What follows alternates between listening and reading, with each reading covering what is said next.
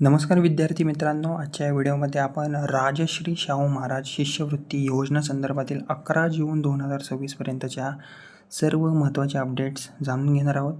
जर तुम्ही महा-डी-बी-टी पोर्टलवर शिष्यवृत्तीसाठी अर्ज केला असेल किंवा अर्ज करण्याचा विचार करत असाल तर हा व्हिडिओ तुमच्यासाठी खूप महत्त्वाचा आहे, म्हणून हा व्हिडिओ शेवटपर्यंत तुम्ही नक्की पहा. ओके, आता या योजनेविषयी राजश्री शाहू महाराज शिष्यवृत्ती योजनेविषयी जी पहिली अपडेट आहे त्याविषयी सांगायचं झालं तर राजश्री शाहू महाराज शिक्षण शुल्क शिष्यवृत्ती योजनेसाठी आता अर्ज प्रक्रिया सध्या सुरू आहे. शैक्षणिक वर्ष 2025-26साठी नवीन अर्ज आणि रिन्युअल अर्ज विद्यार्थी महा-डी-बी-टी पोर्टलवर भरू शकतात. अर्ज करणाऱ्या विद्यार्थ्यांसाठी ही अतिशय महत्त्वाची संधी आहे. ओके, आता अर्जाची जी अंतिम तारीख आहे तर विद्यार्थी मित्रांनो, सध्या उपलब्ध माहितीनुसार अर्ज सादर करण्याची अंतिम तारीख 30 जून 2026 ठेवण्यात आलेली आहे.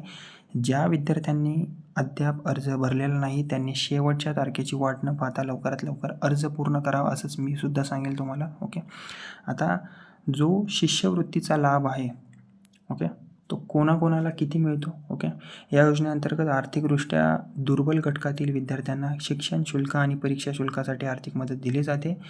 पात्र विद्यार्थ्यांना अभ्यासक्रमानुसार 50% ते 100% शुल्क जे आहे शुल्क भरपाईचा लाभ मिळू शकतो. यामुळे विद्यार्थ्यांवरील शिक्षणाचा आर्थिक भार आहे तो मोठ्या प्रमाणात कमी होणार. ओके, आता कोणत्या विद्यार्थ्यांना याचा लाभ होणार. ओके, आता ही योजना प्रामुख्याने आर्थिकदृष्ट्या दुर्बल घटकातील विद्यार्थ्यांसाठी आहे. व्यावसायिक, तांत्रिक आणि उच्च शिक्षण घेणारे अनेक विद्यार्थी या योजनेचा लाभ घेऊ शकतात.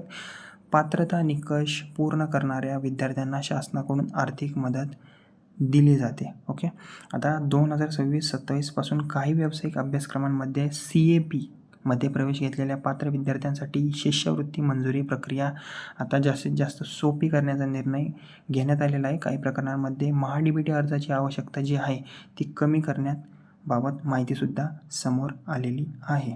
ओके, आणि आर्थिकदृष्ट्या दुर्बल घटक म्हणजेच की EBC EWS विद्यार्थ्यांना शिक्षण शुल्क आणि परीक्षा शुल्कामध्ये आता मोठा लाभसुद्धा मिळत आहे. ओके, आता शासनाकडून एक महत्त्वाची माहिती आहे. राज्य शासनाने स्पष्ट केले आहे की पात्र विद्यार्थ्यांना शिष्यवृत्तीचा जो लाभ आहे तो वेळेत मिळावा यासाठी निधी उपलब्ध करून देण्यात आलेला आहे. त्यामुळे अर्ज मंजूर झालेल्या विद्यार्थ्यांना लाभ मिळण्याचा मार्गसुद्धा आता मोकळा झालेला आहे.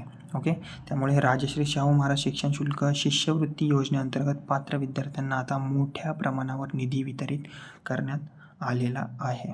ओके, आता कागदपत्रांबाबत एक महत्त्वाचा इशारा आहे. ओके, विद्यार्थ्यांना आपले आधार कार्ड, बँक खाते, उत्पन्न प्रमाणपत्र, प्रवेशाची कागदपत्रे आणि इतर आवश्यक कागदपत्रे बरोबर ठेवावीत स्वतःबरोबर. ओके, अद्ययावत ठेवावीत. अपूर्ण किंवा चुकीची माहिती असल्यास अर्ज तुमचा प्रलंबित राहू शकतो. याची काळजी घ्यावी. म्हणून अर्ज सबमिट करण्यापूर्वी सर्व माहिती तुम्ही नीट तपासून एकदा बघा आणि मगच सबमिट करा. ओके, आता तसेच महा-डी-बी-टी पोर्टलवर प्रक्रिया सुरू आहे. सध्या महा-डी-बी-टी पोर्टलवर अर्ज आणि कागदपत्र पडताळणी प्रक्रिया सुरू आहे. विद्यार्थ्यांनी वेळोवेळी लॉग इन करून अर्जाची स्थिती तपासत राहावी. जर काही त्रुटी चुका आढळल्या तर त्या त्वरित तुम्ही दुरुस्त करून घ्या. ओके, आता नवीन नियम काय आले आहेत का, तर अनेक विद्यार्थी विचारत आहेत की शिष्यवृत्तीच्या रकमेत वाढ झाली आहे का किंवा नवीन नियम आले आहेत का. तर 11 जून 2026 पर्यंत शासनाकडून कोणतीही नवीन अधिकृत लाभ वाढ किंवा मोठे नियम बदल जाहीर करण्यात आलेले नाहीत अजून तरी. म्हणून सोशल मीडियावरील अफवांवर तुम्ही जास्त विश्वास ठेवू नका. ओके, तर 10वी आणि 12वीतील गुणवंत विद्यार्थ्यांसाठी राजश्री शाहू महाराज मेरिट शिष्यवृत्ती योजना देखील आता सध्या सुरू आहे. ओके, तुम्ही अप्लाय करू शकता. अनुसूचित जातींच्या गुणवंत विद्यार्थ्यांसाठी गुणवत्तेनुसार रोख पुरस्कारसुद्धा दिला जातो. ओके, तर विद्यार्थी मित्रांनो, ही माहिती तुमच्या मित्रांपर्यंत नक्की पोहोचवा. व्हिडिओ आवडला असेल तर व्हिडिओला लाईक करा, शेअर करा आणि माझे बडी नावाचं चॅनल आहे त्याला सबस्क्राईब करायला विसरू नका. कारण की अशा शिष्यवृत्ती, शिक्षण, महा-डी-बी-टी, सरकारी योजना आणि विद्यार्थ्यांसाठीच्या ताज्या अपडेटसाठी माझं हे बडी नावाचं चॅनल आहे त्यासोबत जोडलेले राहा. धन्यवाद. जय महाराष्ट्र.